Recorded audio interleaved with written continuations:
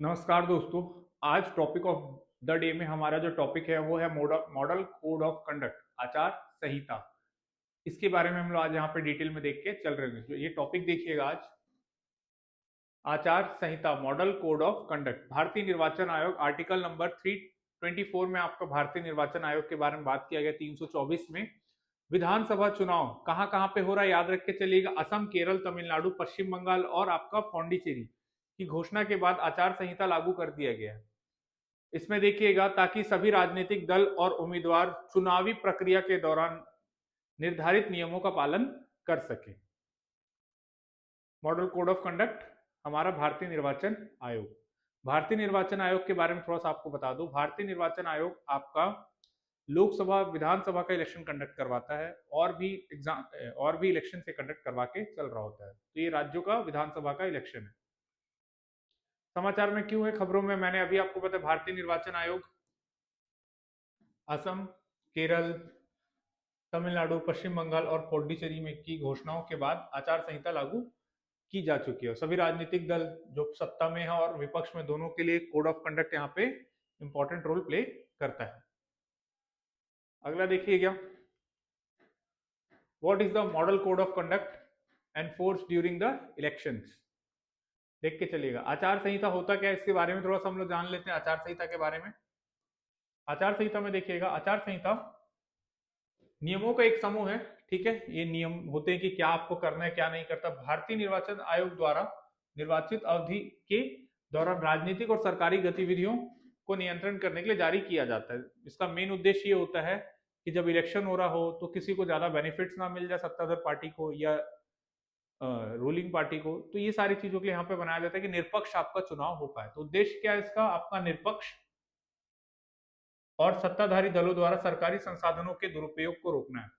ठीक है, यह कोई नियम नहीं है, ये नियम नहीं है, इसको आपस में मिलकर ही बनाया गया। लेकिन इसका आधार संविधान के अनुच्छेद 324, मैंने आपको बताया कि जो हमारा इलेक्शन कमीशन है वो आर्टिकल नंबर 324 पे काम कर रहा होता है। तो 324 में आपको यहाँ पे देखने मिलता है। 324 से लेके 329 तक आपका इलेक्शन कमीशन ये आपका काम कर रहा होता है, इस आर्टिकल्स पे काम कर रहा होता है। ठीक है, इसके कुछ प्रावधान अप्रत्यक्ष रूप से जनप्रतिनिधि अधिनियम 1951, जो हमारा इलेक्शन होता है, जनप्रतिनिधि अधिनियम 1951 और भारतीय न्याय संहिता बीएनएस की धारा 2023 के तहत लागू होता है। जैसे इसमें रिश्वत लेना, डराना, धमकाना, प्रतिरूपण और सारी चीजें इसमें लागू हो, ये सब करने से रोका जाता है जनरली। चुनावी कार्यक्रम की घोषणा के साथ साथ आचार संहिता लागू हो जाता है और परिणाम घोषित होने के बाद ही ये खत्म होता है। जैसे जिस दिन आपका इलेक्शन के डेट डिक्लेयर किए जाएंगे उसी दिन आपका चुनाव आयोग की तरफ से मॉडल कोड ऑफ कंडक्ट आचार संहिता लगा दिया जाता है और जिस दिन इसके रिजल्ट जारी होंगे उस दिन तक मॉडल कोड ऑफ कंडक्ट वहां पे वर्क कर रहा होता है, लागू रहता है। आगे देख के चलेंगे हम लोग। ये है आपका what is a model code of conduct. ऐतिहासिक विकास क्या है आचार संहिता का, यहाँ पे हम लोग देख के चलेंगे। आचार संहिता पहली बार 1960 में केरल विधानसभा चुनाव में स्वैच्छिक सहमति के रूप में लागू की गई थी। आपका केरल का जो 1960 का चुनाव था वहां पे देखा गया 1962 के आसपास चुनाव में इसका व्यापक उपयोग हुआ और 1969 में इससे इसे धन और बाहुबल को नियंत्रण करने के लिए संशोधित किया गया। जो पहले आपने देखा हो पुरानी मूवीज वगैरह में भी कि बहुत जगह आपका बूथ लूट लिया जाता था, सारी चीजें धन के से लोग अपना इलेक्शन वगैरह एकदम लगे रहते थे। वो सारी चीजों को इससे कम किया गया, रोकने की पूरी यहाँ पे कोशिश की गई। 1991 में मुख्य चुनाव आयुक्त टीएन शेष के नेतृत्व में इसका सख्ती से पालन किया जाने लगा, जिससे चुनाव की पारदर्शिता को बढ़ावा मिलता है। यहाँ पे आप देख के चलिएगा। अगला देखिएगा, सामान्य आचरण नियमावली, मतलब इसके रूल एंड रेगुलेशन क्या है। सबसे पहले यहाँ पे आप देख के चलेंगे, पहला, जाति, धर्म, सामाजिक आधार पर भड़काऊ प्रचार और अपील करना प्रतिबंधित है। सबसे मेन जाति, धर्म, सामाजिक आधार, ये सब चीज पे आप भाषण वगैरह नहीं दे सकते।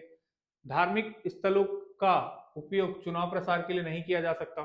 राजनीतिक दलों को रैली और जुलूस की जानकारी स्थानीय प्रशासन को देना पड़ता है कि कहाँ से आपकी रैली निकलेगी, कहाँ पे आपका सभा होने वाला है। सारी चीजें आपको लोकल अपने डीएम ऑफिस वगैरह में यहाँ पे इन्फॉर्म करना होता है। मतदान केंद्र के पास प्रचार पर रोक होता है। जिस दिन मतदान होता है उस दिन 100 मीटर के अंदर में कोई भी वहां भोजन और शराब का वितरण निषेध होता है। 100 मीटर के रेंज में आप कुछ नहीं कर सकते।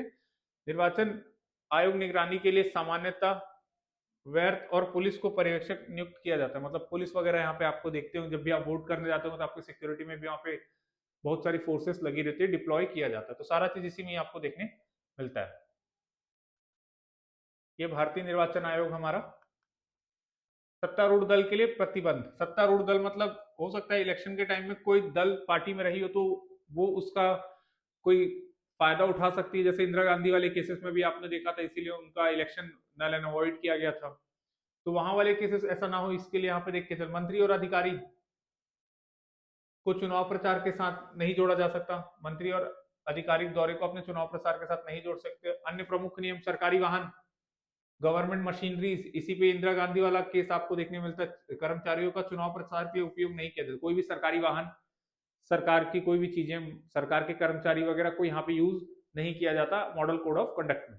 ठीक है। मतदाताओं को प्रभावित करने के लिए वित्त अनुदान, शिलान्यास या नियुक्तियों की घोषणा नहीं की जा सकती। जब ये मॉडल कोड ऑफ कंडक्ट लागू हो जाता है तो कोई भी आप शिलान्यास मतलब किसी चीज का इनॉग्रेशन वगैरह रोक दिया जाता है। बहुत सारे वादे वगैरह से यहाँ पे रोक के चला जाता है। ये है चुनावी घोषणा पत्र। अब चुनावी घोषणा पत्र के बारे में, जब भी इलेक्शन होता है तो जो भी पार्टी रहती है वो एक घोषणा पत्र जारी करती है। घोषणा पत्र जारी करके वो बताती है कि अगर हम इलेक्शन जीत जाते हैं तो आपके लिए हम क्या क्या करेंगे। उसी को हम लोग यहाँ पे बोलते हैं चुनावी घोषणा पत्र। क्या होता है चुनावी घोषणा पत्र? 2013 में सुप्रीम कोर्ट ने, याद रखिएगा, सुप्रीम कोर्ट के फैसले सुब्रमण्यम और तमिलनाडु सरकार के एक एमसीसी से किया गया। घोषणा पत्र में वित्तीय व्यवहार होनी चाहिए और ऐसे वादे नहीं होने चाहिए जो चुनाव की निष्पक्षता को प्रभावित करे। मतलब ऐसे कोई वादे नहीं होने चाहिए जिससे चुनाव की निष्पक्षता वगैरह पे आपका कोई असर पड़ सके।